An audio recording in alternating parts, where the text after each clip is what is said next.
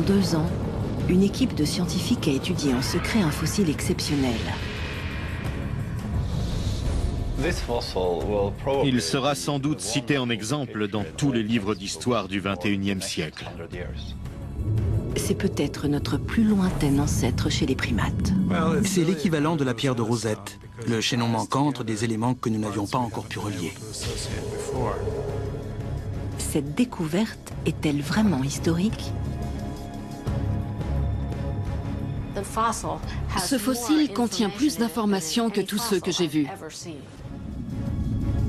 Les conclusions de l'équipe ont fait beaucoup de bruit. Quand le résultat de nos recherches sera publié, ça fera l'effet d'un astéroïde.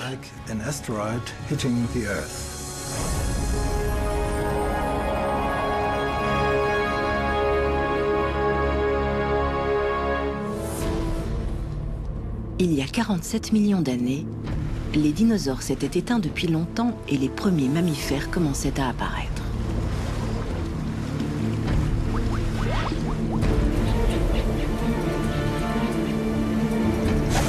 La planète était couverte de forêts tropicales épaisses. Elles abritaient des petits primates et sans doute l'un de nos ancêtres.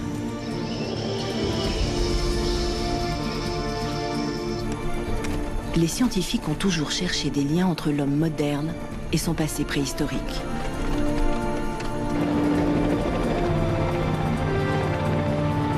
Les fouilles se sont concentrées sur l'Afrique de l'Est, le berceau de l'humanité.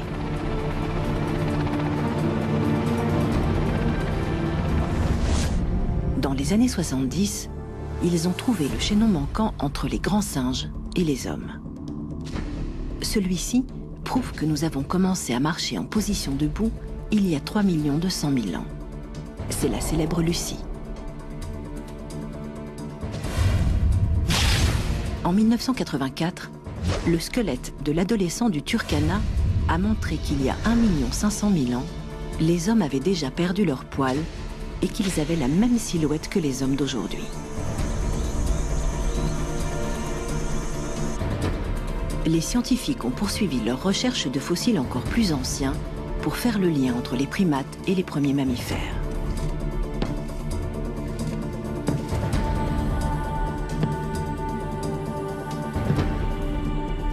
Cette découverte est peut-être la réponse qu'ils attendaient.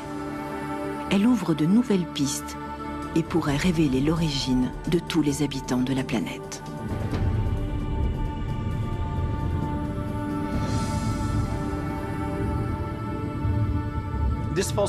Le squelette est entier.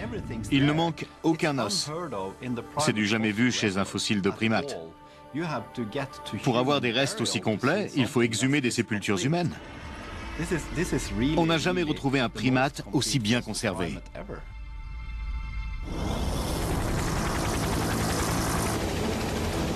Le paléontologue Jorno Rum de l'université d'Oslo consacre sa vie à la recherche de fossiles.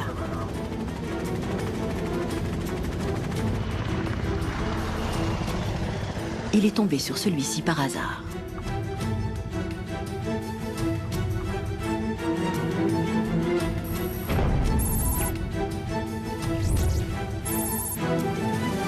Tout commence en décembre 2006 au Salon international des minéraux et des fossiles à Hambourg.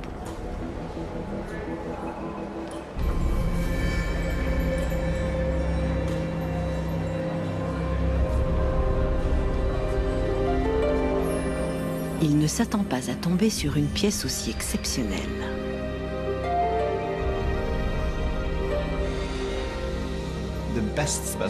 Les plus beaux spécimens ne sont jamais exposés. Ils circulent toujours sous la table, comme on dit. Il faut connaître les vendeurs pour voir les objets les plus intéressants. L'un des exposants, Thomas Perner, lui promet une révélation.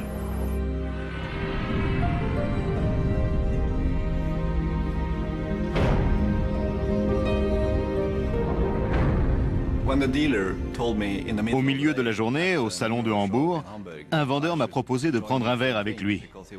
Il voulait me montrer quelque chose. Là, j'ai su que c'était une trouvaille exceptionnelle. En voyant les photos, j'en suis resté bouche bée. Je n'ai pas fermé l'œil pendant 2 nuits. Je savais que c'était sans doute le plus beau fossile que j'allais voir de toute ma vie.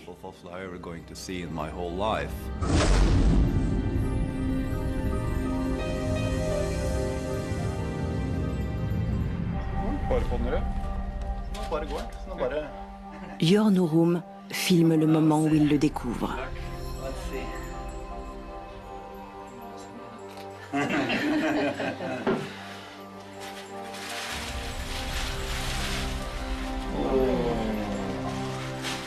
C'est le fossile le plus beau et le plus rare du monde.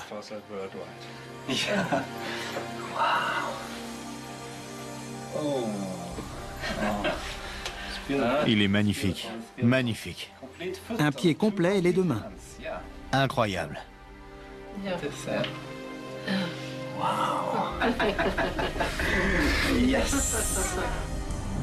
Jörn Urum estime que c'est un véritable trésor. Ce squelette parfaitement préservé de petits mammifères serait vieux de 47 millions d'années.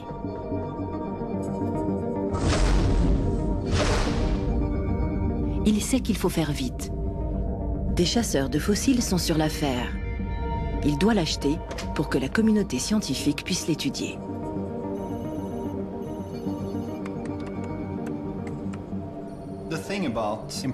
Il y a un gros marché noir autour des fossiles de bonne qualité, notamment ceux des vertébrés. Les collectionneurs privés sont nombreux. Les pièces finissent chez des milliardaires alors qu'elles devraient être étudiées et exposées dans des musées.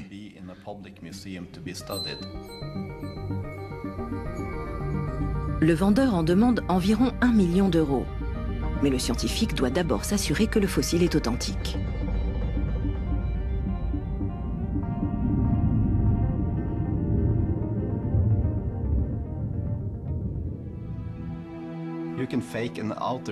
Un faussaire peut reproduire l'aspect extérieur d'un os, mais pas sa structure interne. Sur une radio, on voit l'intérieur, notamment la moelle osseuse. On a pu prouver que c'était un vrai fossile. Ça ne faisait aucun doute.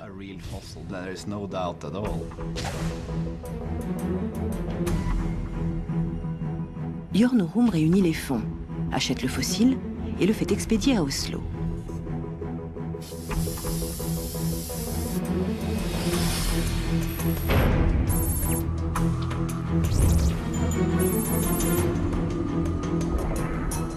De retour dans son laboratoire, au Muséum d'histoire naturelle, il commence son enquête.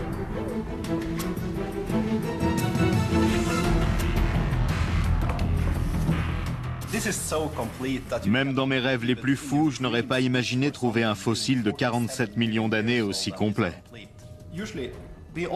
En général, on a des dents, des fragments de mâchoire, des petits os du pied ou des orteils, juste quelques petits morceaux de squelette très anciens.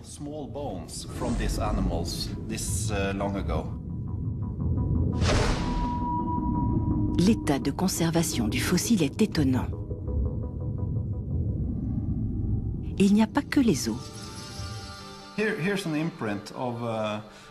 On a l'empreinte des bactéries qui colonisaient les poils. On ne voit plus les muscles, mais on devine les contours du corps autour du squelette.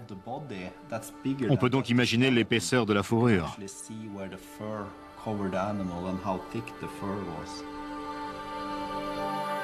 Immédiatement, un détail saute aux yeux de Jörn Urum.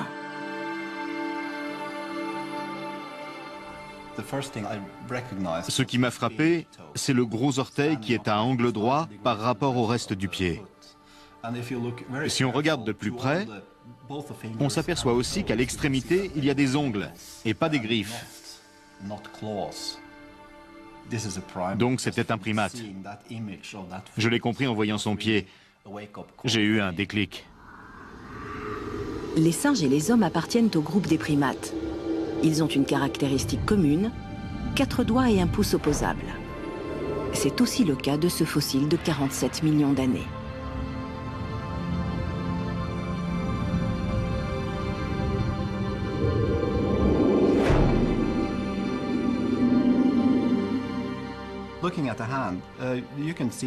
C'est une main à 5 doigts avec des ongles et un pouce opposable, comme chez l'homme. Elle peut attraper des objets. Elle existait déjà il y a 47 millions d'années. C'est bien une main, pas une patte. Pour approfondir son analyse, Jørn Norum décide de s'entourer d'experts issus de différentes disciplines.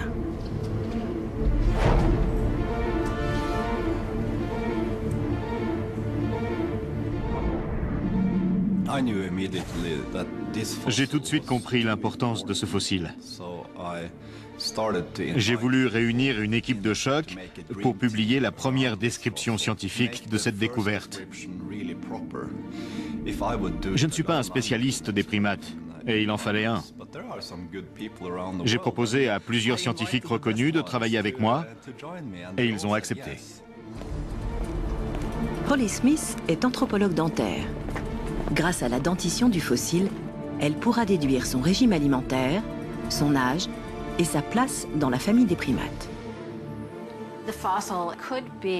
Ce fossile pourrait être l'ancêtre des prosimiens et des singes, une lignée qui a abouti aux hommes. Jens Franson est spécialisé dans l'étude des fossiles.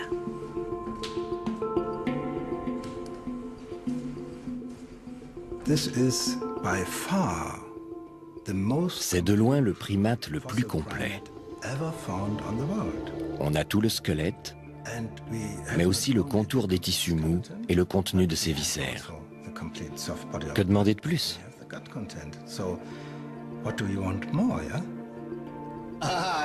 Bonjour, comment allez-vous?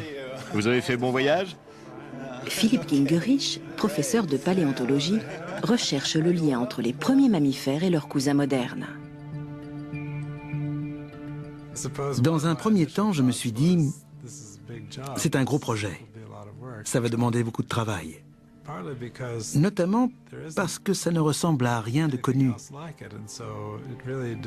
Il fallait comparer le fossile à tous les fragments préhistoriques qu'on connaît et aux squelettes des animaux modernes. Ça fait beaucoup. L'équipe veut être sûre de ses conclusions avant de les rendre publiques.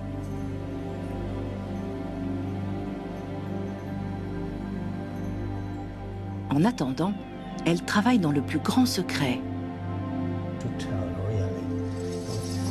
Peu à peu, elle réunit des indices.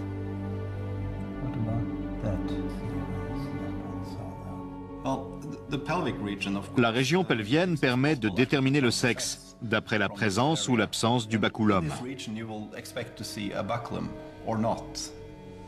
Chez les primates de l'époque, le bassin des mâles possède un os pénien, le baculum.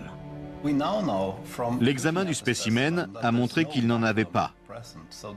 C'est donc une petite femelle qui vivait il y a 47 millions d'années.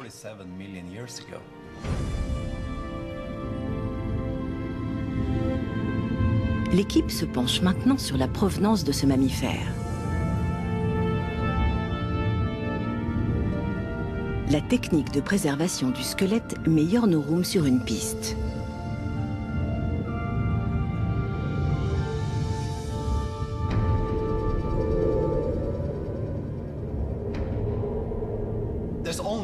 Il n'y a qu'un endroit dans le monde où le transfert des fossiles se fait dans du polyester.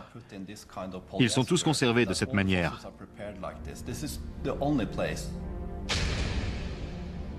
La plupart des grands fossiles de primates viennent d'Afrique. Celui-ci est coulé dans la résine, une méthode typiquement allemande.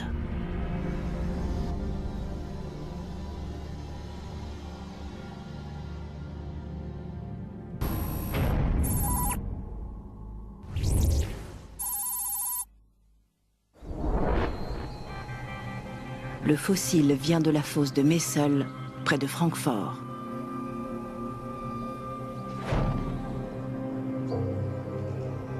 C'est un gisement exceptionnel. Il s'agit d'un ancien cratère volcanique. On y trouve un très grand nombre de fossiles de l'Éocène, qu'on situe entre 55 et 33 millions d'années. À l'époque, les dinosaures avaient déjà disparu. Les animaux retrouvés dans la fosse sont des oiseaux, des reptiles et des amphibiens. On peut encore deviner leurs plumes, leurs écailles ou leur peau. Il y a aussi des insectes comme les plus grosses fourmis connues et des scarabées dont la carapace est encore colorée. Les paléontologues ont pu étudier des chauves-souris, des serpents et même un cheval primitif de la taille d'un petit chien. Ces animaux sont les premiers représentants des espèces modernes.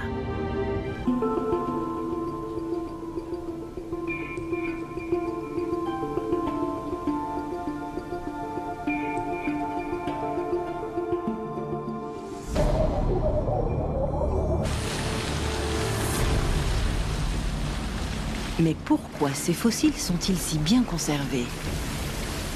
La réponse vient de l'histoire de la fosse de Messel.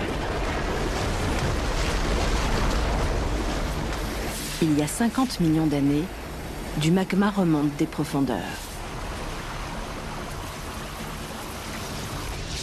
Avant d'arriver à la surface, il rencontre une nappe d'eau souterraine. Cela crée de la vapeur brûlante et une immense pression qui fracture la roche. Plusieurs explosions massives creusent un cratère de 1500 mètres de diamètre. Un lac se forme à l'intérieur. Il fait une centaine de mètres de profondeur.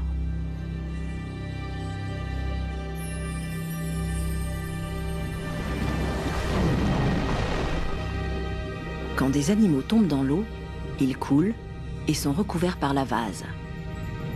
Ils ne se décomposent pas parce qu'il y a très peu de bactéries et pas d'oxygène. Ils restent au fond plusieurs millions d'années, aplatis par des tonnes de boue.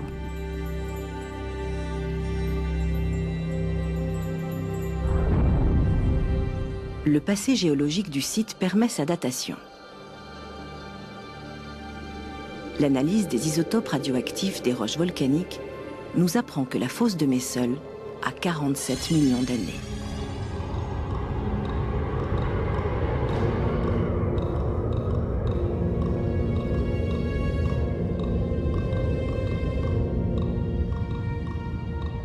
Depuis l'Éocène, le paysage européen a évolué.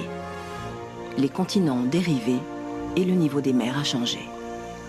À l'époque, le climat de la planète était tropical et plus humide. Autour du lac, les primates vivaient dans une forêt pluviale très dense.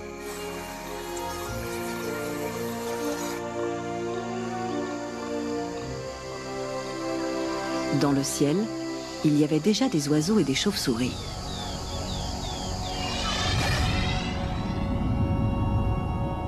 Le sol était le domaine d'animaux à fourrure et à sang chaud, les premiers mammifères.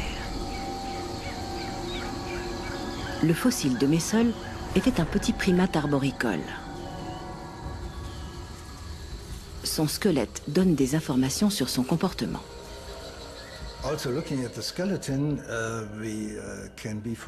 Nous pouvons déduire que cet animal vivait dans les arbres parce qu'il a des pouces.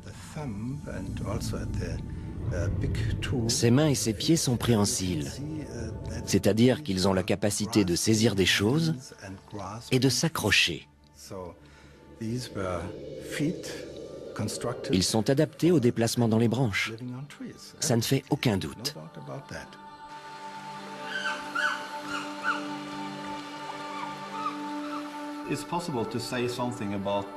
On en apprend aussi beaucoup sur la taille des muscles en étudiant l'endroit où ils sont attachés aux os. Ce squelette a des membres très courts et très puissants pour un animal si petit. Donc cette femelle devait être très musclée.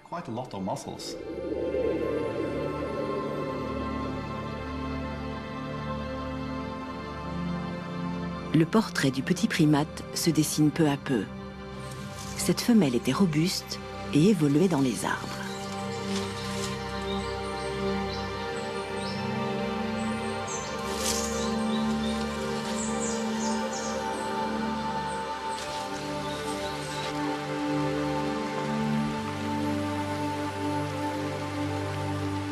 Que mangeait-elle?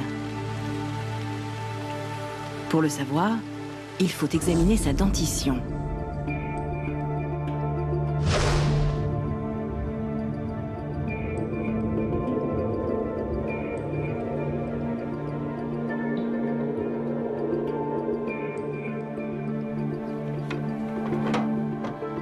Holly Smith voudrait étudier l'intérieur de sa bouche, mais on ne peut pas l'ouvrir sans détruire le fossile. Des radios sont donc nécessaires.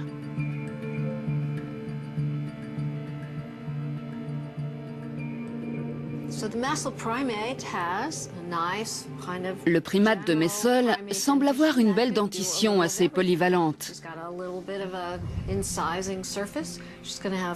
Il a des incisives, des canines et des molaires aux bords coupants. On imagine qu'un primate arboricole mange des fruits, des feuilles et parfois même des insectes.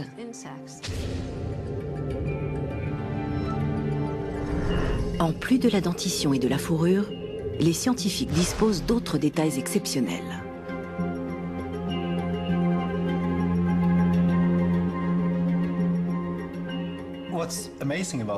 Le plus incroyable chez ce fossile, c'est qu'on voit le contenu de ses intestins. Le dernier repas de cette petite femelle a été préservé. C'est un vrai travail de détective. Il faut décoder la structure moléculaire des aliments.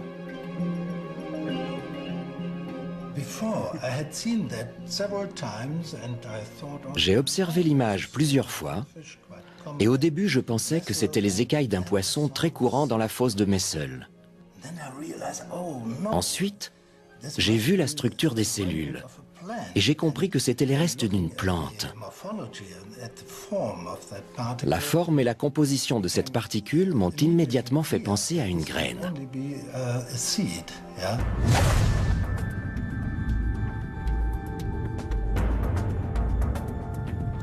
Avant de mourir, la petite femelle a sans doute mangé des fruits, des graines et des feuilles.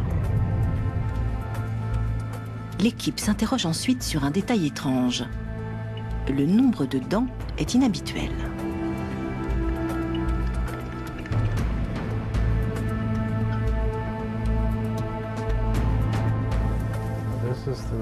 Voici la radio latérale.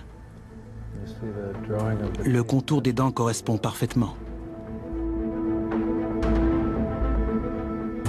Pour résoudre cette énigme, il faut des clichés encore plus précis.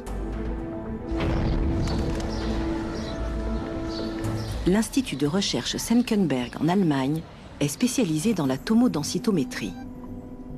Cette technique de scanner prend des radios en coupe d'un sujet et des ordinateurs puissants les assemblent pour créer une image en 3 dimensions.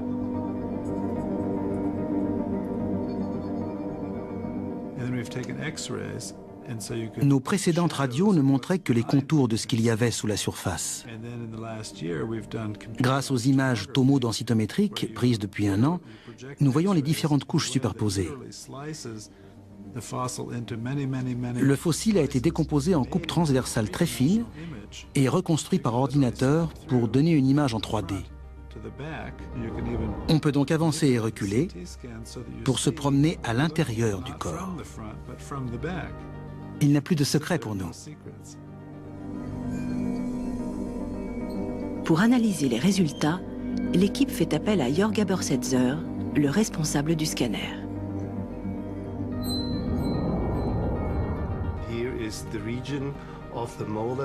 Ici, c'est la zone des molaires. On peut faire des gros plans, ce qui est impossible avec une radio normale. On a tous les détails en 3D. On distingue les crêtes et les cuspides des dents.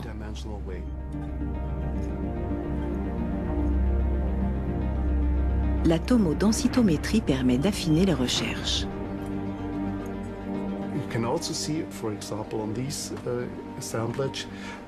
Par exemple, dans cette zone, on voit que la deuxième molaire n'a pas encore de racine complète, alors que la première est déjà bien implantée.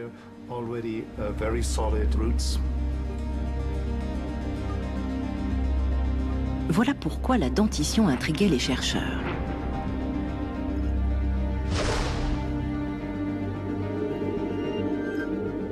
La petite femelle avait encore ses dents de lait, mais ses dents définitives étaient déjà apparues dans la gencive.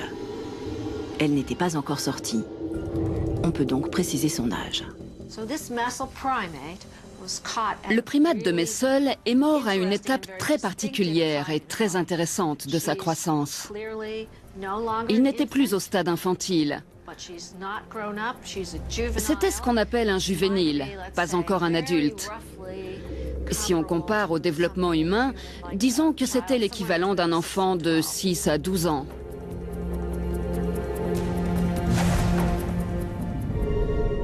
Jörn Orum décide de lui donner le prénom de sa fille de 6 ans, Ida.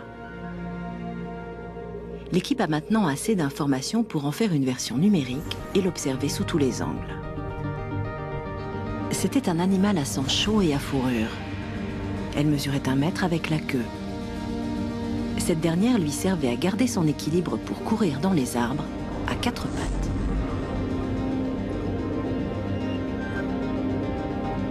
Son pouce opposable et ses doigts agrippaient les branches. Elle devait être très active la nuit. Ses grands yeux orientés vers l'avant du crâne lui donnaient une excellente vision stéréoscopique.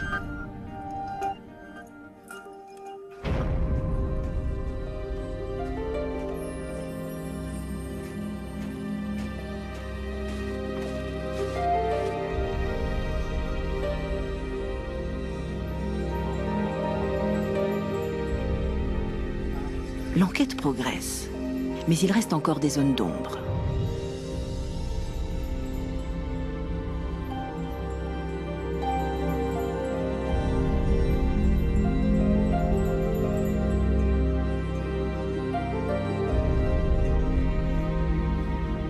Ida peut-elle nous éclairer sur l'histoire de l'homme?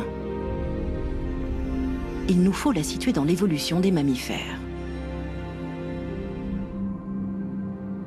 L'Éocène a joué un rôle essentiel pour l'humanité.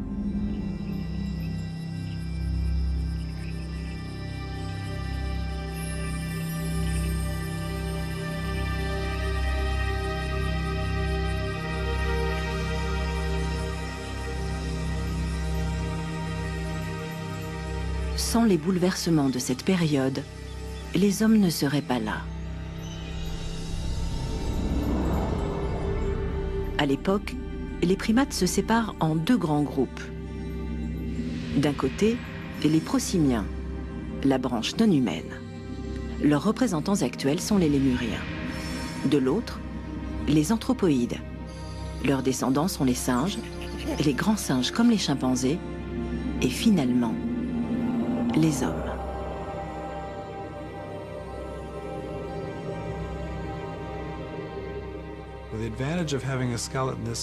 Un squelette aussi complet permet d'établir des connexions entre les animaux. Étudier l'évolution des primates, cela consiste surtout à observer la diversité des espèces actuelles et à remonter dans le temps pour connaître la place des singes, des grands singes et des lémuriens dans l'histoire. Il faut par exemple savoir lesquels étaient déjà présents à l'Éocène. Où se situe Ida? À quelle branche appartient-elle? Jusqu'à présent, tous les ossements de primates retrouvés dans la fosse de Messel sont semblables à ceux des lémuriens. À cause des autres spécimens retrouvés à Messel, on penche immédiatement pour la thèse d'un lémurien primitif. La plupart des lémuriens ont la taille de petits singes, avec le même type de comportement. Pourtant, ils ne sont pas sur la même branche de l'évolution. Ils ont à peine changé depuis 47 millions d'années. Si Ida est une lointaine cousine des lémuriens modernes, elle ne peut pas être une ancêtre des humains. C'est donc un point décisif pour l'enquête.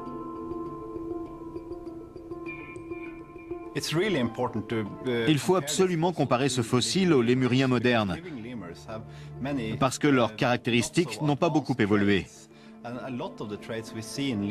La plupart ressemblent à ceux qui vivaient à l'Éocène, quand tous les primates étaient encore très primitifs.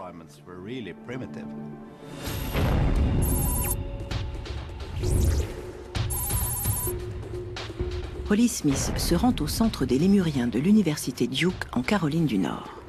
C'est le plus grand site de recherche sur les primates de la lignée non humaine.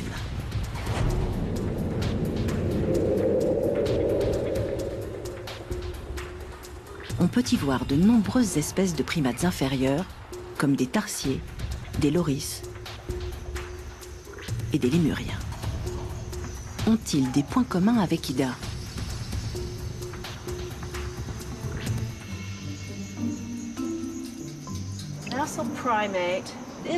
Le primate de Messol ne ressemble à aucune espèce moderne. L'une des grandes questions est: ces traits sont-ils assez généraux pour qu'ils soient l'ancêtre commun des primates supérieurs, comme les singes et les grands singes, et de ces animaux? Ou vient-il de la lignée des lémuriens, déjà séparés des anthropoïdes? Holly Smith cherche d'éventuelles similitudes entre les lémuriens du centre et Ida. Aujourd'hui, un loris va être examiné par le vétérinaire. On fait son bilan de santé annuel sous sédatif. Certaines caractéristiques prouvent qu'il n'est pas apparenté aux humains.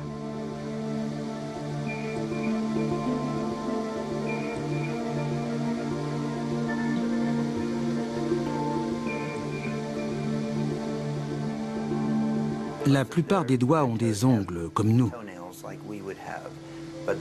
Mais le deuxième est terminé par une longue griffe de toilettage.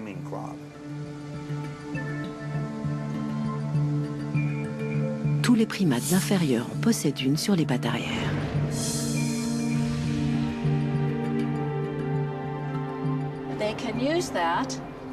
Ils l'utilisent pour nettoyer leurs poils. Les primates ont une belle fourrure épaisse et il faut l'entretenir. L'examen se poursuit avec la dentition du loris. Une autre caractéristique le place sur la branche non humaine de l'évolution.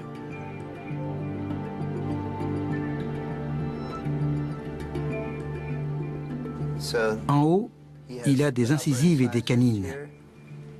Mais en bas, il a ce qu'on appelle un peigne dentaire. Chez ces animaux, les incisives et les canines inférieures sont soudées, alors qu'elles sont séparées chez les hommes et les singes.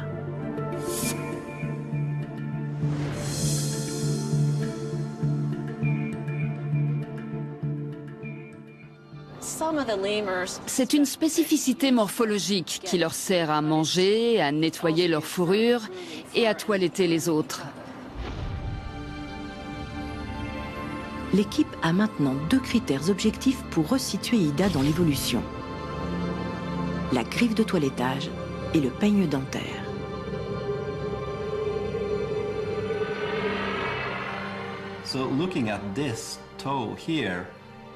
Ce doigt a la même taille que les autres et aucune extrémité pointue comme la griffe des lémuriens. Au bout, il a un ongle comme les autres doigts. L'autre grande caractéristique des lémuriens, c'est le peigne dentaire. Normalement, il doit être au bout du museau, mais là, il n'y en a pas.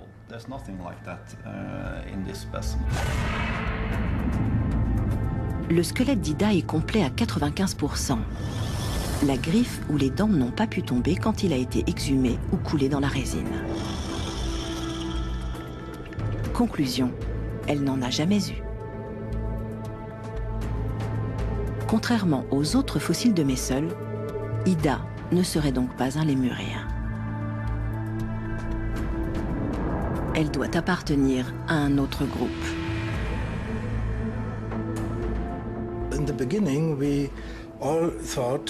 Au début, on a tous pensé à un lémurien primitif. Ensuite, petit à petit, on a changé d'avis. Des traits anthropoïdes sont apparus. Et on pense maintenant qu'elle a un lien avec les anthropoïdes, les hominoïdes et finalement les hommes. Ida n'a pas sa place dans la lignée des Lémuriens. Mais appartient-elle à celle des hommes?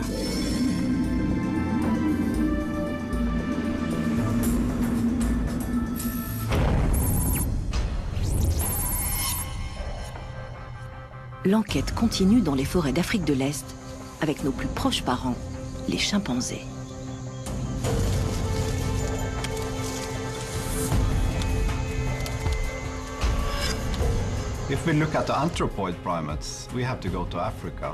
Pour étudier les primates anthropoïdes, il faut aller voir les chimpanzés en Afrique. Ce sont des primates plus avancés et plus spécialisés, avec des traits ressemblant à ceux des hommes. On peut les comparer au squelette d'Ida. Comme les chimpanzés, Ida présente des caractéristiques typiques des primates. Ces animaux sont quadrupèdes.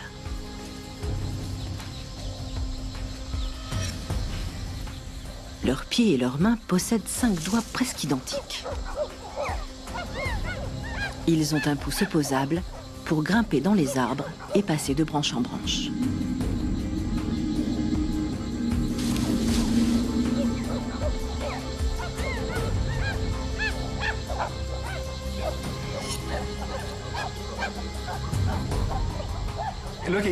Quand on regarde les chimpanzés modernes, et notamment leurs pieds et leurs chevilles, on voit qu'ils sont très proches de notre fossile. À ce stade de l'enquête, les caractéristiques du squelette semblent placer Ida dans la famille des hommes. Pourtant, les proportions du corps et la longueur des doigts évoquent les lémuriens.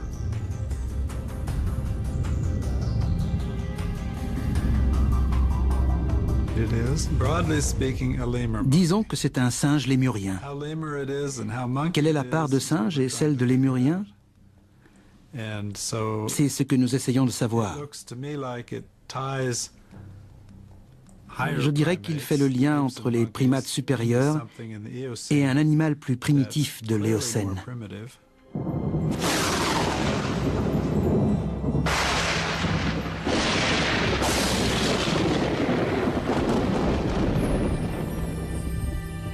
L'équipe a besoin de preuves anatomiques pour relier Ida aux hommes. Depuis la théorisation de l'évolution, l'existence d'un chaînon manquant entre les animaux et les hommes reste une question cruciale. En 1859, dans L'origine des espèces, Charles Darwin a démontré que les hommes et les singes avaient un ancêtre commun.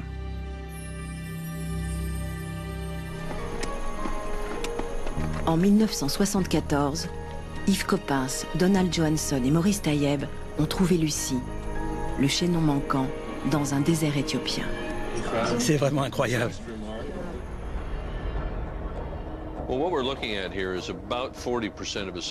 Voici environ 40% du squelette de Lucie. C'est ce que nous avons retrouvé en 1974. Ce qui est étonnant, c'est qu'on a des fragments des membres supérieurs, les bras, inférieurs, la hanche et le tibia, de la colonne vertébrale et des côtes. Si on les assemble, on peut visualiser sa silhouette.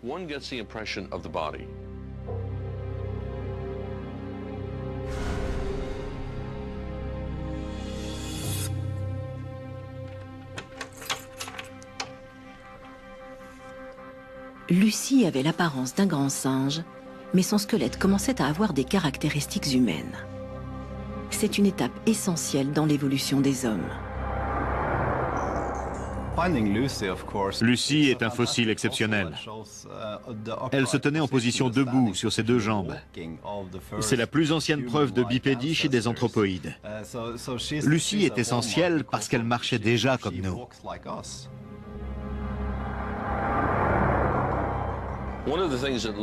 On peut voir à quoi ressemblait son bassin. La région pelvienne est déterminante pour expliquer le mode de locomotion. Par exemple, si on prend un animal qui marche à 4 pattes, un quadrupède comme ce chimpanzé, on voit que les os des hanches Ceux qui sont juste ici sont face à l'avant. Chez l'homme, les os sont orientés vers le haut. Les muscles du dos arrivent sur les côtés. Ils ne sont plus vers l'arrière. Ils servent à stabiliser les hanches. Quand nous marchons, nous pouvons nous tenir droit, alors que les chimpanzés se dandinent d'un côté sur l'autre, parce qu'ils se déhanchent. Les quadrupèdes, comme les chimpanzés et Ida, ont un bassin très différent des bipèdes.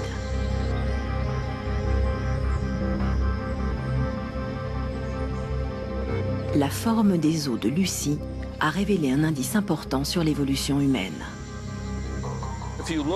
Regardez le bassin de Lucy. On a reconstruit le côté droit pour qu'il soit complet. Il ne ressemble pas à celui d'un homme moderne. Pourtant, il est plus court et plus large que celui d'un singe, et les os iliaques sont vers le haut. C'est une adaptation évidente à la marche bipède. Lucy était donc proche des grands singes. Son corps était encore poilu, mais elle ressemblait déjà aux premiers hommes. Elle marchait sur ses jambes. Elle appartient bien à l'espèce mi-singe, mi-homme dont Darwin avait pressenti l'existence. Y a-t-il eu plusieurs dizaines de millions d'années plus tôt une espèce reliant les autres animaux aux ancêtres des hommes? Les scientifiques sont très intrigués par Ida. Son squelette montre à la fois des caractéristiques humaines et non humaines.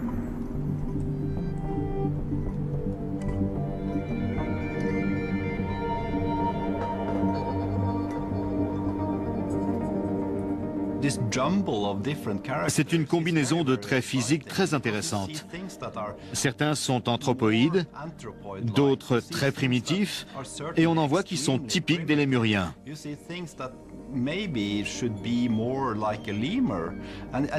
Ils sont tous réunis dans un seul squelette. Cela nous oblige à envisager l'évolution des primates sous un autre angle. On ne peut pas nier ces caractéristiques. Elles sont là. On a sous les yeux une créature figée dans le temps. L'équipe veut démontrer qu'elle est l'ancêtre des singes et des hommes. Il lui reste à apporter des preuves tangibles.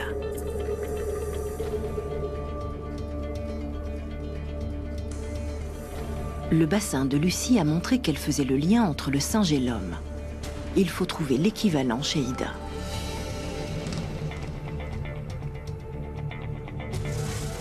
Plus de 3 millions d'années d'évolution nous séparent de Lucy. La tâche des scientifiques est plus compliquée avec Ida. Elle vivait il y a bien plus longtemps.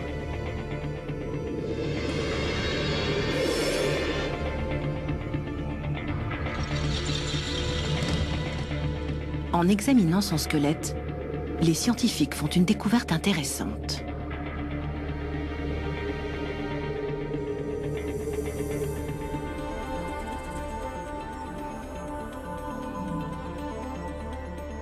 Sur le poignet de la petite femelle, Jens Franzen remarque les traces d'une ancienne blessure.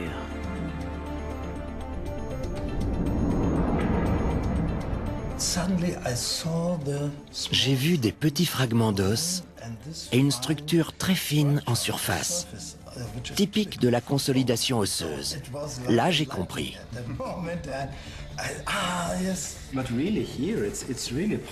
C'est très visible, parce que l'os est constitué de petits morceaux qui ont fusionné à l'extrémité.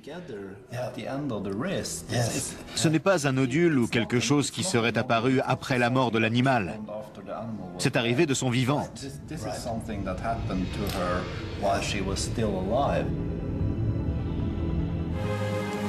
L'eau du lac de Messel était souvent recouverte d'une nappe de dioxyde de carbone. Ce gaz mortel mais invisible sortait du sous-sol.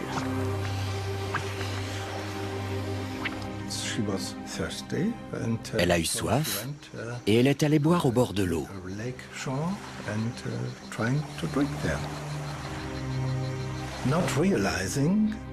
Elle n'a pas réalisé que c'était une mauvaise idée. Une nappe de gaz toxique flottait sur le lac. Elle a dû perdre connaissance Elle est tombée et s'est noyée.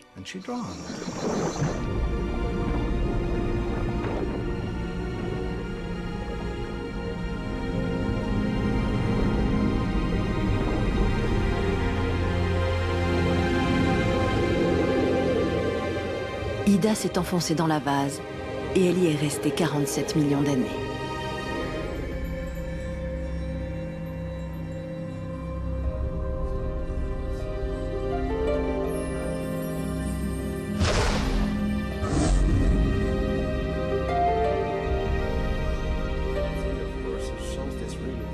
Pour l'instant, l'équipe a une intuition, mais rien pour l'étayer. Après 2 ans de recherche, Yornorum pense enfin toucher au but.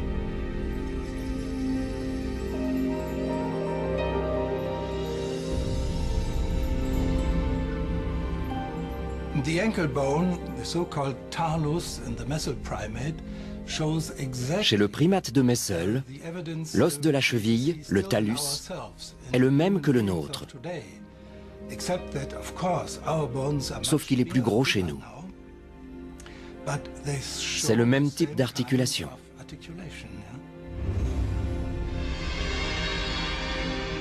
Ce petit os de la cheville est essentiel pour relier la jambe au pied, pour porter le poids du corps et donc pour marcher en position debout.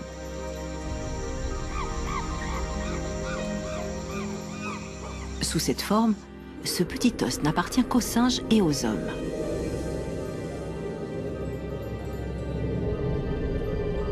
Il se distingue de celui des lémuriens et des autres prosimiens. La forme du talus nous renseigne sur les mouvements du pied. Chez les primates, il est différent des autres animaux. Celui-ci est très proche de celui des hommes. Pour l'équipe, c'est la preuve qu'ils attendaient. Ida pourrait bien être notre ancêtre.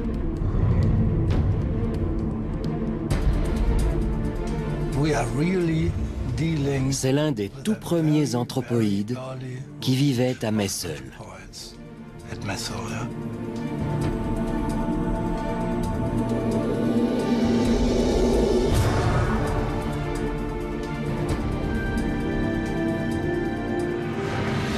Ce serait donc une espèce transitionnelle, un chaînon manquant.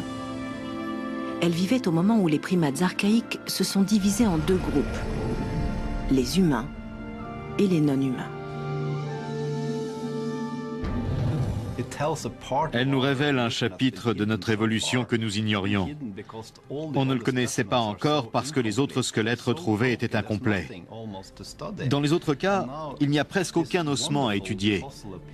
Grâce à ce spécimen exceptionnel, l'histoire devient plus claire. C'est un rêve devenu réalité.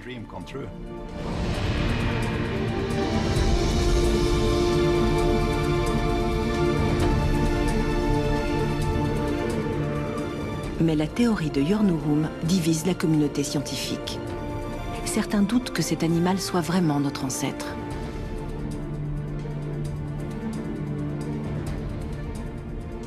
« 150 ans après les révélations de Darwin sur l'évolution, Ida relance le débat sur l'histoire humaine.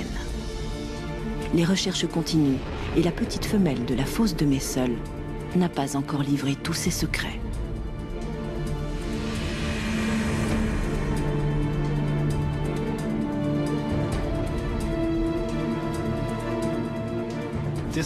Nous pensons que ce fossile est très important pour notre lignée. Il fait partie de notre histoire, du patrimoine de l'humanité. C'est le premier lien vers l'évolution humaine avant que l'homme se divise en plusieurs groupes ethniques. Ce type de découverte est l'héritage du monde et appartient à tous les hommes.